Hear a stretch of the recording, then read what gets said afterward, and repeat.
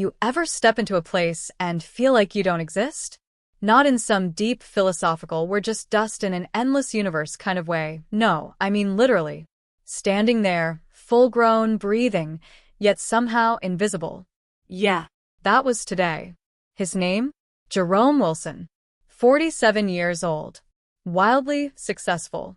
And at this moment, completely unseen. The funny part? This wasn't just any hotel.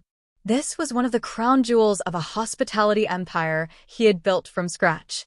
One of those ultra-luxury, five-star spots that make you feel like royalty, where a single night costs more than some people's monthly rent.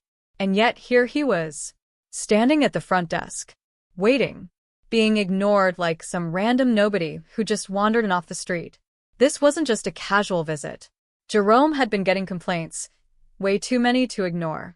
Guests being treated like second-class citizens, staff with major attitude problems, and rooms mysteriously unavailable for certain customers. He could have handled it the usual way, call the manager, order an audit, throw some corporate jargon at it, and hope it all magically worked itself out. But Jerome knew better. Problems like this? They didn't fix themselves. They needed to be exposed. So he showed up. No suit. No limo. No entourage.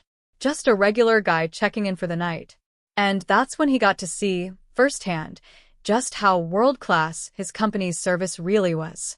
Behind the front desk, a blonde 20-something named Kim. And everything about her, her posture, her blank stare at her phone, screamed, "I do not get paid enough to care." She was leaned back, scrolling, texting, whatever, avoiding eye contact like it was her full-time job. Jerome waited, cleared his throat. Nothing. Tapped the desk. Still nothing. "All right." "Excuse me." Kim sighed. Loudly. The kind of sigh reserved for people who dare to interrupt you while you're doing absolutely nothing. Finally, she glanced up, blinking like he had just materialized out of thin air. Yeah, that was it. Not "welcome to our hotel." Not "how can I help you?" Just yeah, like he was an inconvenience. Jerome kept his voice level. "I have a reservation. Jerome Wilson." Kim barely hid a smirk as she turned to the computer. She started typing, slowly, lazily, like even moving her fingers was too much effort. "Yeah. Nope. Don't see it."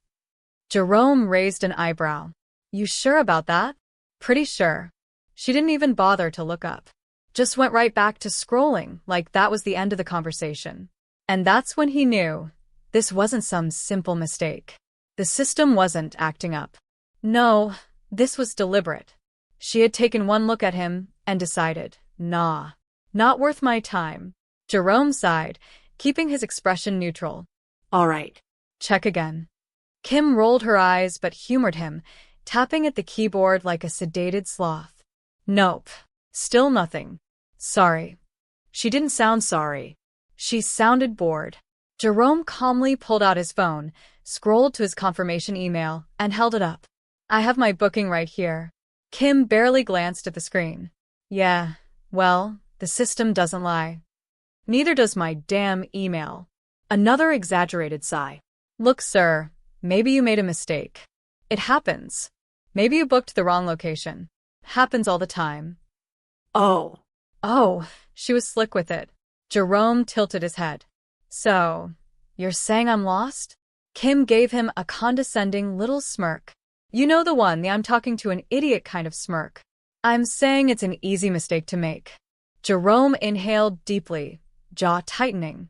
"And what if I wasn't lost? What if my reservation was here, all along?" She shrugged. "Then I guess the system glitched." Jerome knew this system. It didn't glitch. People glitched. And the way she refused to look him in the eye, the way she didn't even bother double-checking, the way she dismissed him so damn easily, he'd seen this before. This wasn't about a glitch.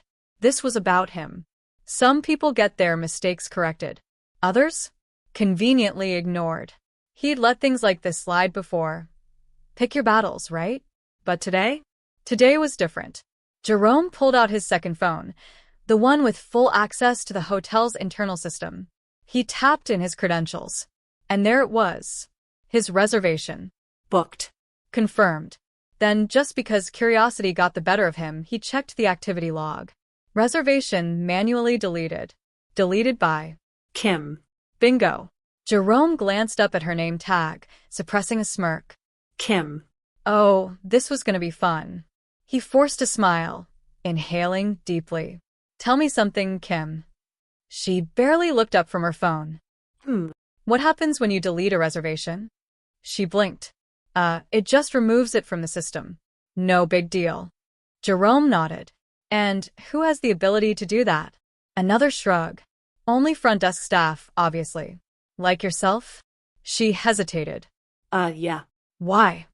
Jerome turned his phone around. Let her see the screen. Her name. Right there. Next to the deletion log. Kim's eyes flickered over the screen.